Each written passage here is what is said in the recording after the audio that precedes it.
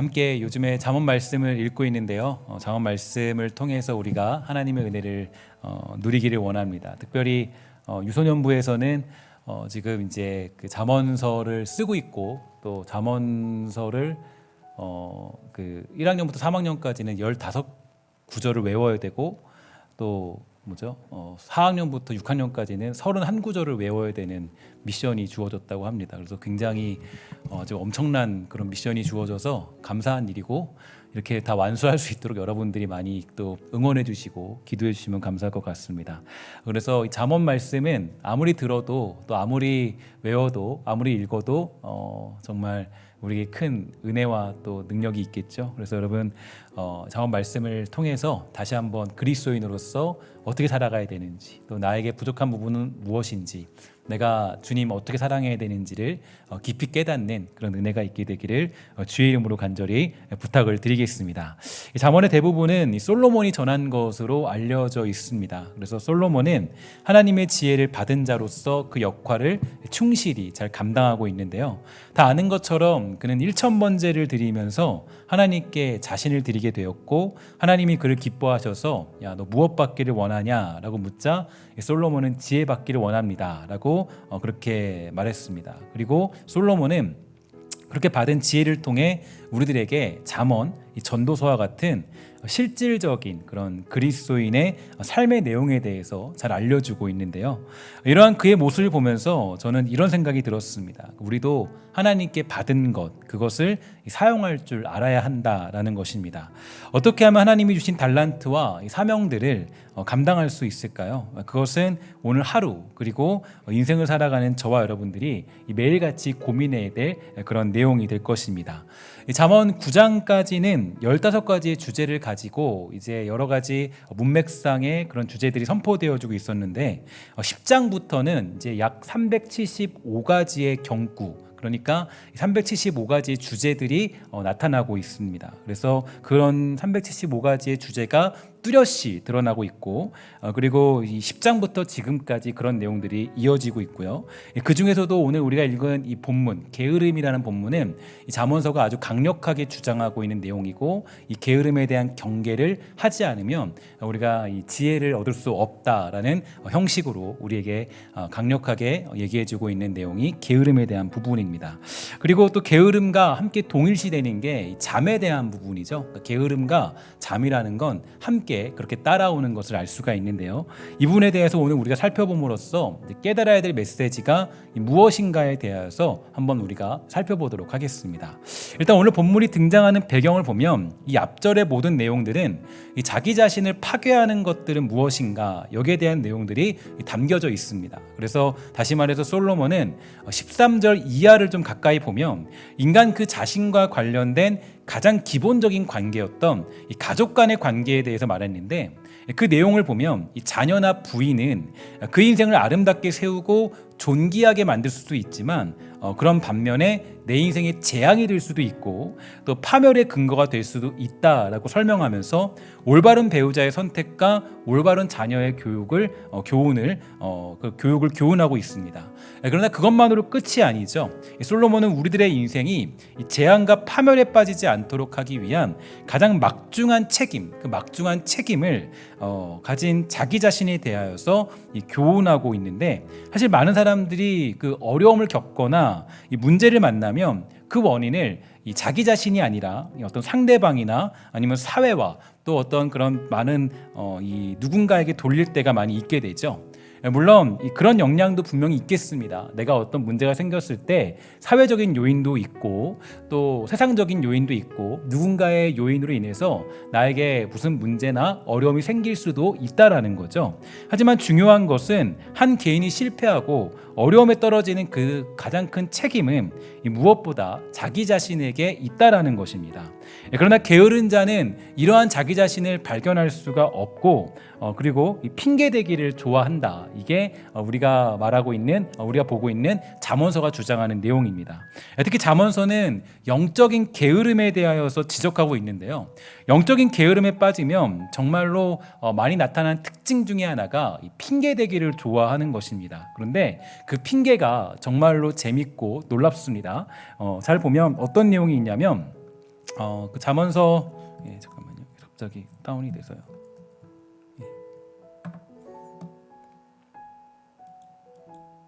잠언서 22장 13절입니다. 우리 함께 읽도록 하겠습니다. 시작. 게으른 자는 말하기를 사자가 밖에 있은즉 내가 나가면 거리에서 찢기겠다 하느니라. 아멘. 이렇게 되어 있어요. 게으른 자는 말하기를 이 사자가 밖에 있은즉 내가 나가면 거리에서 찢기겠다 하겠다. 이렇게 얘기를 하고 있습니다. 그러니까 이 말의 논리는 어느 정도 일리가 있는 그런 내용인데요. 이 사자를 만나면 분명히 공격을 당하여서 뼈도 못 추리고 당할 정도가 될 것입니다. 하지만 잘 보면 상황이 좀 재밌죠. 왜냐하면 이 사자가 밖에 있다고 하고 이 거리에서 찢기겠다라고 말합니다. 일단 이 내용을 보면 배경적인 설명이 틀렸습니다. 그러니까 왜냐하면 이 사자가 집 밖에 있는 일도 없을 뿐더러 이 거리에 사자가 나타나는 일은 오래전에도 잘 생기지 않는 일이겠죠. 만에 하나 그런 일이 생긴다 할지라도 이 사람들이 가만히 있지 않을 것이고 나름대로의 경비병이나 이 군대가 이 사자를 잡아낼 것이기 때문입니다. 그러니까 그 사자가 거리에 나타나는 일은 거의 있을 수 없는 일이에요. 그럼에도 불구하고 게으른 자는 이 사자가 거리에 있으니까 내가 죽을지도 모르니까 나가지 않겠다 이렇게 말하고 있는 것입니다. 이만큼 영적인 게으름이라는 건 굉장히 무서운 것입니다. 영적인 게으름에 빠지면 주의 일을 감당하는데 이 핑계가 생기게 되죠. 이 트집이 생깁니다. 오히려 문제가 생기게 돼요. 그리고 이래서 안 되고 저래서 안 되고 그래서 안 됩니다. 저게 문제라서 안 되고 저게 부족해서 이게 문제라서 그래서 기도할 수 없다. 우리가 예배할 수 없다. 이런 식으로 이 모든 핑계를 다 삼을 수가 있게 됩니다. 자기 자신의 문제는 발견하지 못하고요. 이 핑계를 마련하기 바쁘고 결국 아무것도 할 수가 없는 상황이 벌어지는 형국이 벌어지게 되는 것입니다. 그러니까 문제는 이곳저곳에도 있다라는 거죠. 상황은 이런 상황 저런 상황도 다 벌어지게 됩니다. 하지만 지혜 있고 명철한 자는 그러한 문제와 상황 속에서도 이 성실하고 충성스럽게 그 일을 감당합니다. 그러니까 핑계대지를 않고 어떤 문제가 생겨도 어떤 상황이 생겨도 그 일에 충성스럽게 감당할 수 있는 사람이 바로 게으르지 않고 충성된 사람들의 모습입니다. 그래서 잠언서 25장 13절은 말하기를 이렇게 말합니다. 우리 한번 함께 읽도록 하겠습니다. 시작. 충성된 사자는 그를 보낸 이에게 마치 추수하는 날에 얼음 냉수 같아서 능히 그 주인의 마음을 시원하게 하느니라. 아멘. 충성은 무엇입니까? 충성은 어떤 거예요? 충성이라는 어떤 건가 보니까요. 이 충성은 혹여라도 거리에 사자가 있다고 말하지 않는 것입니다. 그러니까 충성은 설령 거리에 사자가 있다고 할지라도 그 거리에 나가서 주인이 명령한 일을 감당하는 것, 그게 충성이라는 거예요. 그래서 충성된 사자, 즉 게으르지 않고 주인의 명령을 따라서 그 일을 감당하는 자들은 마치 추수하는 날에 얼음 냉수 같다라고 말하는 것입니다. 추수하는 날이란 매우 힘들고 고된 날이죠. 여러분들과 제가 잘 아는 것처럼 아주 힘든 운동을 한다거나 고된 노동을 하게 되면 시원한 물 한 잔이 얼마나 귀한 줄 잘 알게 됩니다. 이 물 한 잔 마시면 얼마나 마음이 시원하고 행복할까요? 햇볕이 쨍쨍 비치는 날에 얼음 동동 띄운 냉수 한 잔 먹으면요 정말 시원할 겁니다. 그런데 그런 것처럼 거리에 사자가 있다 한들, 거리에 사자가 있어서 막 날뛰고 있다 한들 뛰쳐나가서 주인의 명령을 따르는 자는 주인의 마음을 그만큼 시원케 한다라는 거예요. 그러니까 핑계대지 않는다라는 거죠. 저 여러분들이 잘 알고 있는 충성과 또 게으른 자의 비유가 신약에도 잘 등장을 하고 있는데요. 다음과 같은 내용이 있습니다. 마태복음 25장 14절부터 30절의 내용인데 이런 말씀이 있죠. 또 어떤 사람이 타국에 갈 때 그 종들을 불러 자기 소유를 맡긴가 같으니 각각 그 재능대로 한 사람에게는 금 5달란트를 한 사람에게는 2달란트를 한 사람에게는 1달란트를 주고 떠났더니 5달란트 받은 자는 바로 가서 그것으로 장사하여 또 5달란트를 남기고 2달란트 받은 자도 그같이 하여 또 2달란트를 남겼으되 1달란트 받은 자는 가서 땅을 파고 그 주인의 돈을 감추어 두었더니 오랜 후에 그 종들의 주인이 돌아와 그들과 결산할세 5달란트 받았던 자는 5달란트를 더 가지고 와서 이르되 주인이여 내게 5달란트를 주셨는데 보소서 내가 또 5달란트를 남겼나이다. 그 주인이 이르되 잘하였도다 착하고 충성된 종아 내가 적은 일에 충성하였음에 내가 많은 것을 내게 맡기리니 내 주인의 즐거움에 참여할지어다. 두 달란트 받던 자도 와서 이르되 주인이여 내게 두 달란트를 주셨는데 보소서 내가 또 두 달란트를 남겼나이다.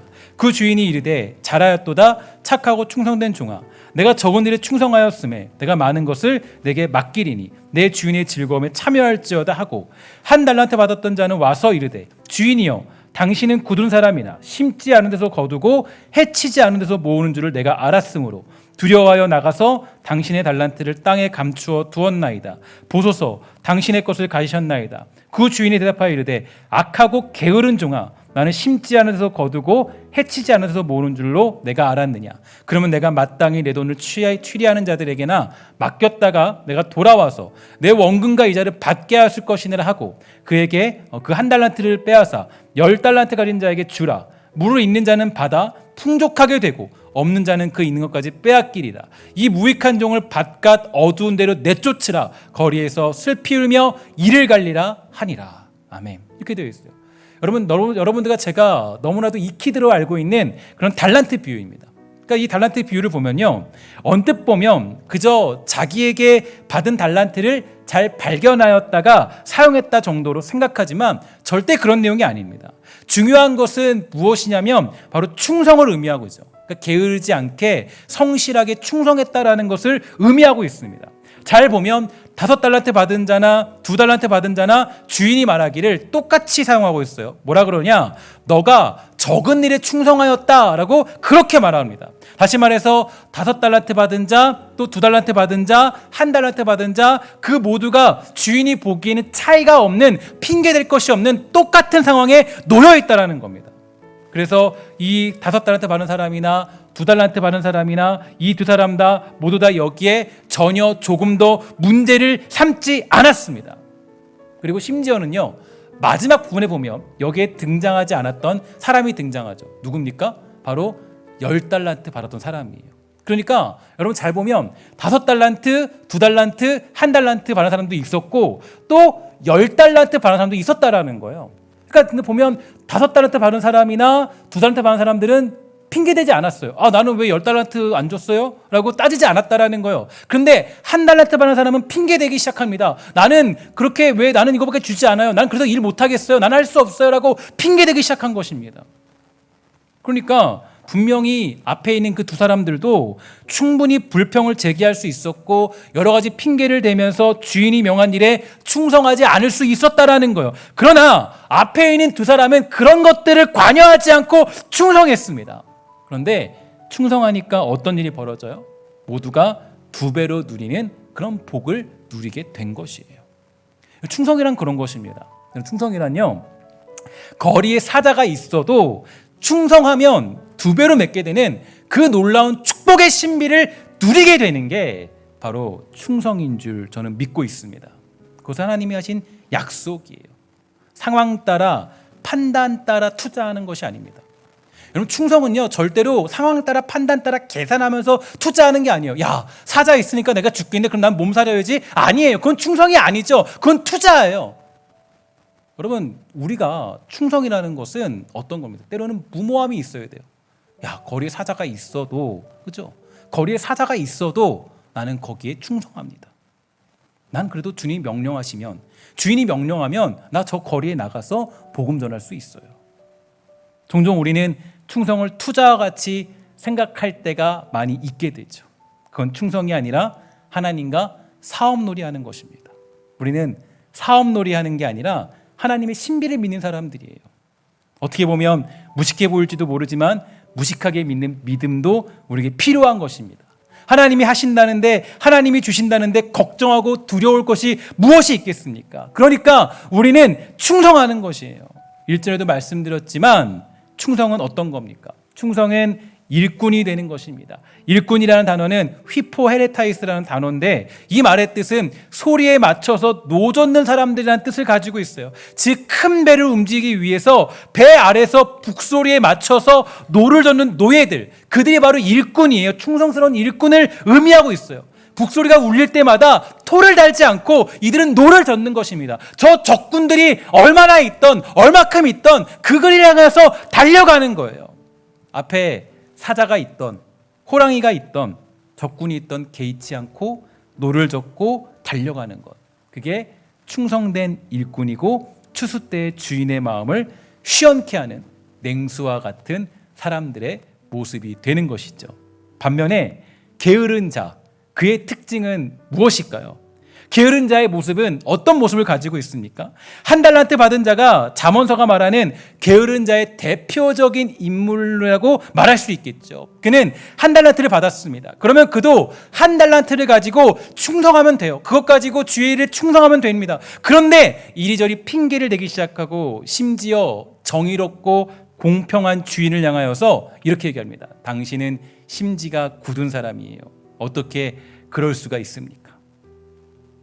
이런 말도 안 되는 공격을 퍼붓기 시작합니다. 다시 말해서 거리에 사자가 있다라는 핑계를 대기 시작하는 거죠. 거리에 사자가 있다는 핑계를 대기 시작하면 무서운 것이 무엇인지 아세요? 바로 누군가를 문제 삼고 이 사람을 원망하고 저 사람을 원망하고 세상을 원망해야 자신의 게으름이 정당화된다라는 거예요. 아주 무서운 단어로 원망하고 있습니다. 그래서 원망을 보면요, 그 원망이 그냥 이래서 내가 잘 못했습니다, 이게 아니에요. 겸손이 아니에요.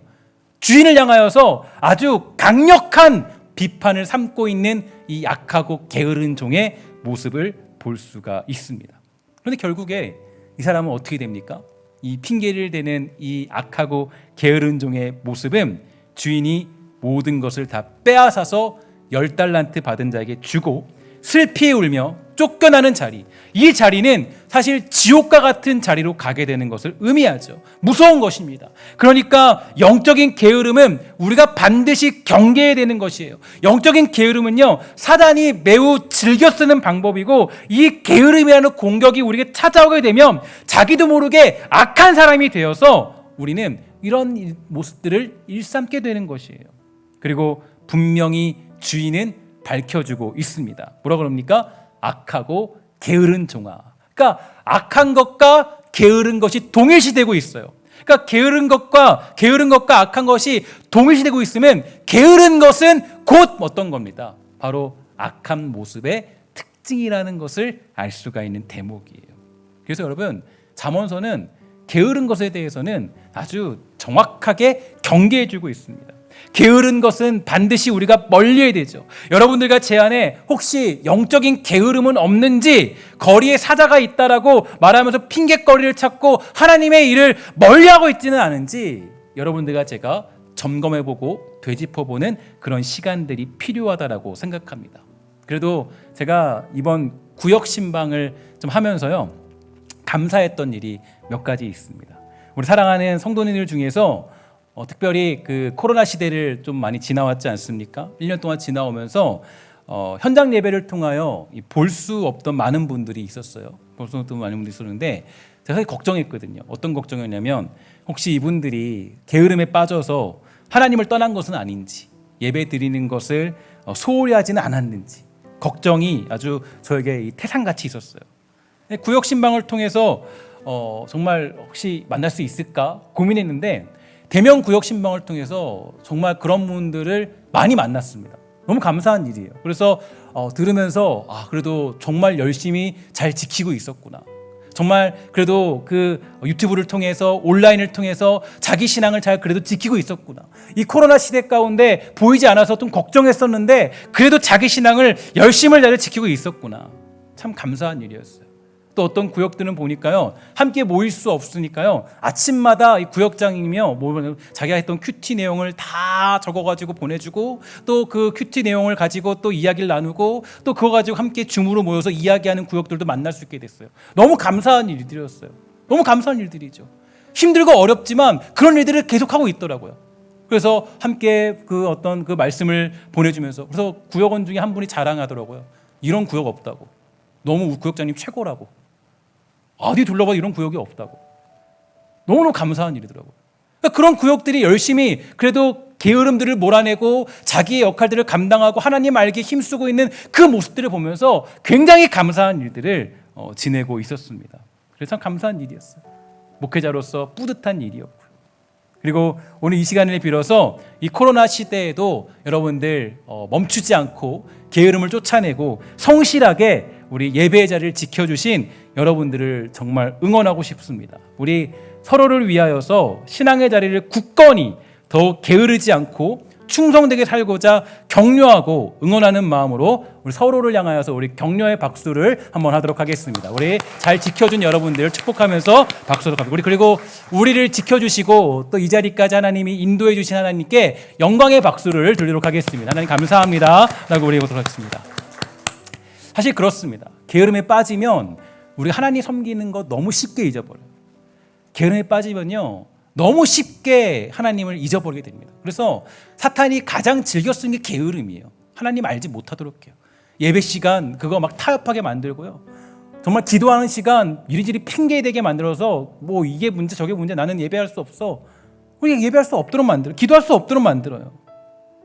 정말 그래서 여기까지 그래도 우리가 감사하게도 예배할 수 있는 시간들을 이렇게 지킬 수 있고 이 시간까지 오게 되신 하나님 너무 감사한 일이에요. 사실 정말 뭐 저도 마찬가지입니다. 저도 정말 여러 가지 많은 생각들을 했는데 지난 1년 동안 코로나 시대를 지내면서 이 교회가 멈추지 않으려고 사역자들과 정말 많은 노력을 기울였습니다.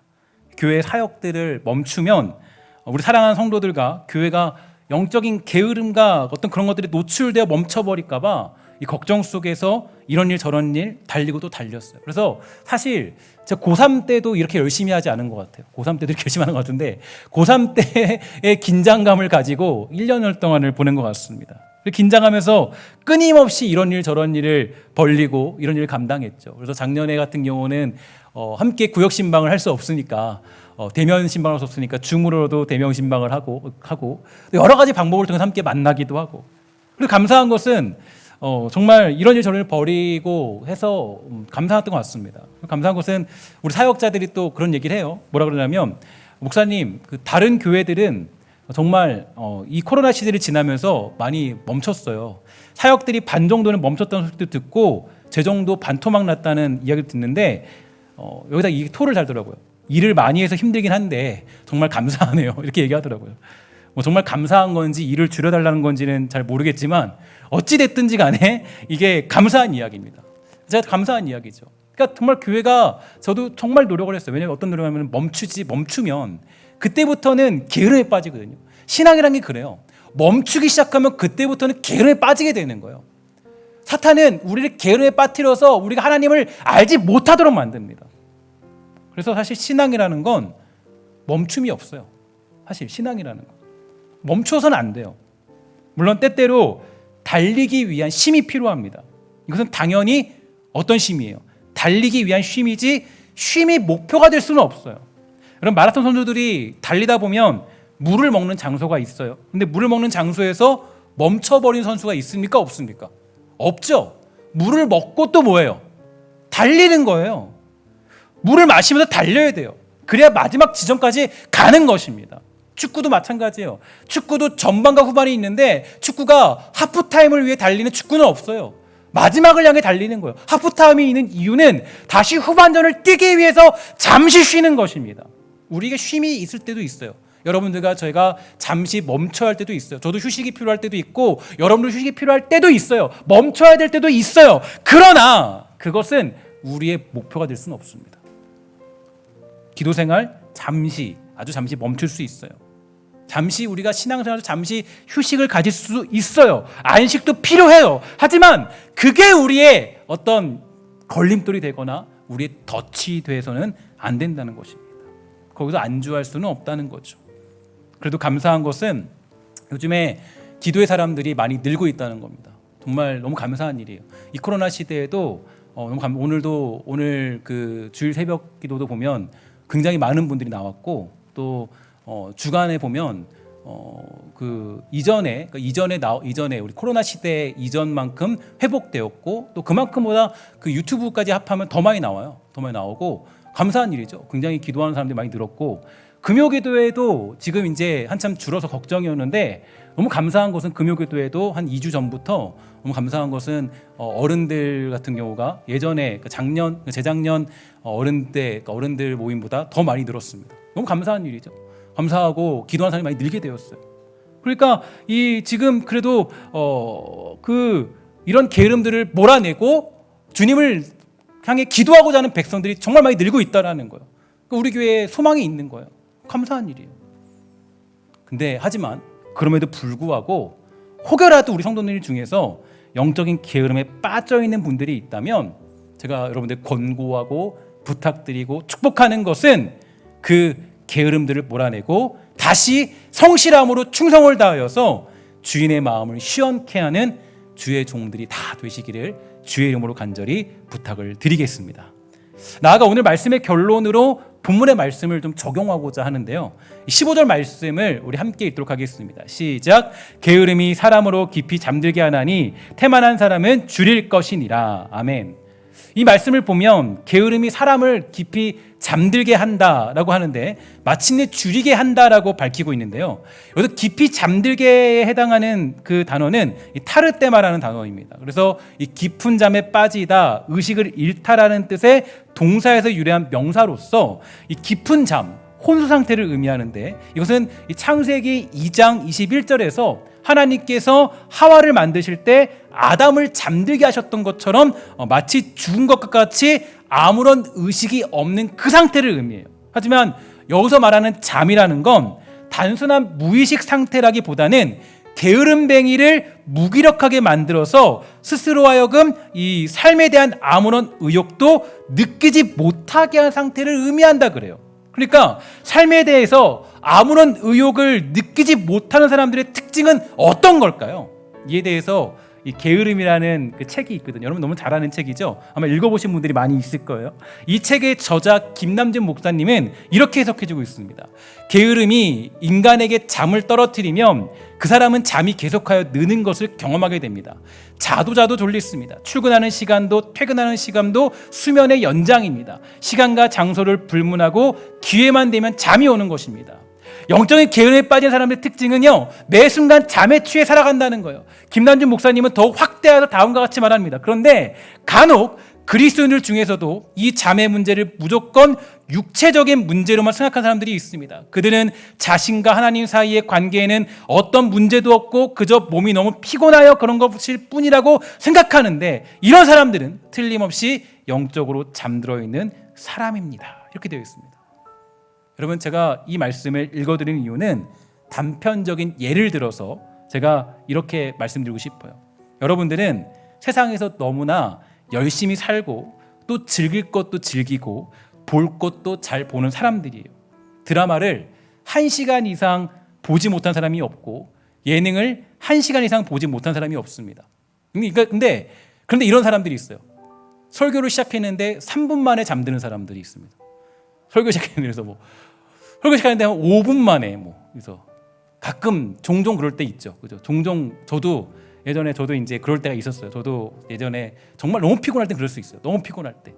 근데 항상 늘 어떤 자리에 있었는지 늘 항상 시작하자마자 3분, 5분, 정말 길면 7분 안에 육체적인 피곤함이 아니죠. 그죠? 육체적인 피곤함을 얘기할 수 없겠죠. 그러니까 이게 영적인 게으름이 나타나는 모습들이에요. 그러니까 이게 물론 이제 정말 설교자 책임이다라고 얘기할 수 있을지 모르겠어요. 근데 3분은 좀 그렇죠. 3분은 좀 아니죠. 그죠? 5분은 좀 한 15분 정도 지났을 때 졸면 설교자가 좀 재미없었겠구나. 그럴 수 있겠지만 3분, 5분은 좀 아닙니다. 그러니까 그 얘기는 어떤 얘기냐면 악한 자가 게으름을 주고 아주 깊은 수면을 자기에서 깨닫지 못하게 하는 거예요.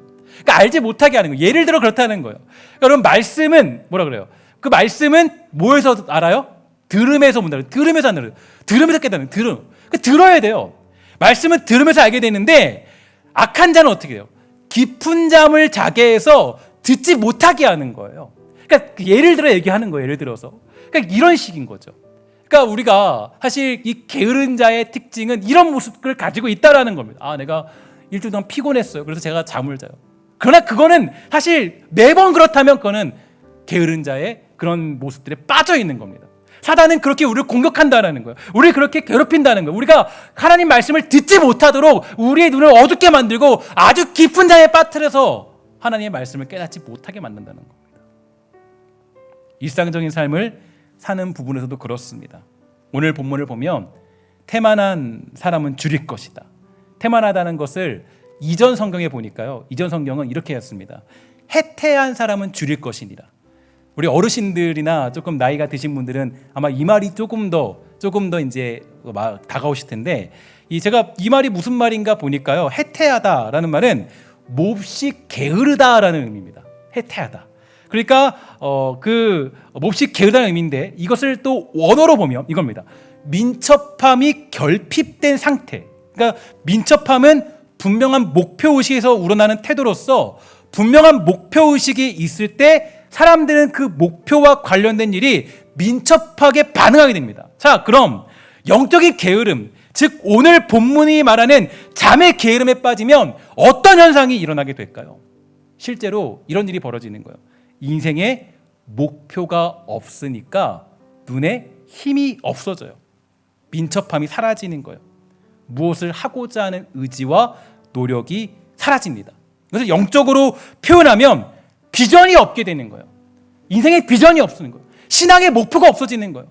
하나님을 향해서 꿈을 꾸지 못하는 거예요. 하나님을 만나도 그 꿈을 내가 경험하지 못하게 되는 거예요. 비전이 없는 인생을 사는, 민첩하지 않는, 의욕이 없는 삶을 사는 것입니다. 교회에 와도 교회를 보면서 비전을 가지지 못해요.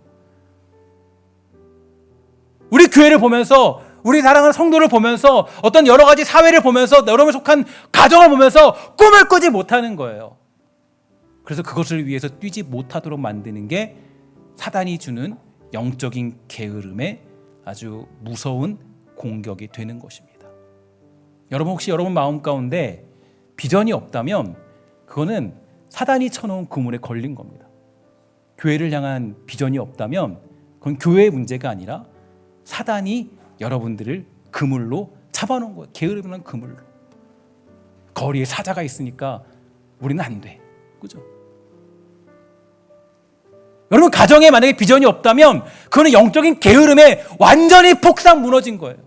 만약에 여러분들의 인생의 꿈과 목표와 비전이 없다면, 하나님을 만났음에도 불구하고 여러분들의 인생 가운데 신앙의 비전이 없다면 그거는 영적인 게으름에 사로잡혀서 사탄의 공격 가운데 완전히 끌려다니게 되는 거예요. 여러분, 성령이 우리 안에 임하면 자녀들은 뭐예요? 예언할 것이고, 그죠? 아비들은 꿈을 꾸고, 그죠? 우리 그 어른들은 환상을 보잖아요. 그게 우리들의 모습이잖아요. 근데 영적 게으름에 빠지면 어떻게 돼요? 그 모든 비전들이 사라지는 거예요. 여러분들 안에 지금 내가 영적 게으름에 빠져 있다, 지금 내가 영적 게으름에 노출되어 있다, 그러면 그 특징은 어디 있느냐? 내가 비전을 가지고 살아가는 인생이 아닙니다. 비전이 없어요. 꿈이 없어요. 그러면 지금 내가 영적 게으름에 빠져 있다라고 보면 됩니다. 그런데 만약에 영적 게으름에서 벗어나서 정직한 자, 성실한 자, 잠언서가 말하는 그 잠언서의 사람이 되는 사람들의 특징은 어떤 사람들이에요? 무엇을 봐도 거리에 사자가 있어도 그래도 어때요? 거기서 비전을 보고 달려가는 사람이 민첩한 사람으로 살아가는 사람의 모습인 겁니다. 저는 우리 사랑하는 백성들이 거리에 사자가 있다 한들 꿈을 꾸고 달려갈 줄 아는 민첩한 사람이 다 되기를 주의 이름으로 간절히 부탁을 드리겠습니다. 이게 우리에게 주는 중요한 영적 게으름을 몰아낸 사람들이 가진 특징이죠. 그리고 그 게으름을 몰아낸 사람들이 고백하는 구절이 있습니다. 빌립보서 3장 13절과 14절, 오늘 이 말씀을 마음에 새기고 우리 함께 우리 영적 게으름을 몰아내고 함께 우리 읽도록 하겠습니다. 시작. 형제들아, 나는 아직 내가 잡은 줄로 여기지 아니하고 오직 한 일, 즉 뒤에 있는 것은 잊어버리고 앞에 있는 것을 잡으려고 표대를 향하여 그리스도 예수 안에서 하나님이 위에서 부르신 부름의 상을 위하여 달려가노라. 아멘. 이게 우리가 가지고 있는 목표가 되는 것이에요. 오늘 이 목표를 가지고 영적 게으름을 다 몰아내고 우리 비전을 향하여 달려갈 줄 아는 복되고 아름다운 주의 백성 다 되시기를 주의 이름으로 간절히 부탁을 드리겠습니다.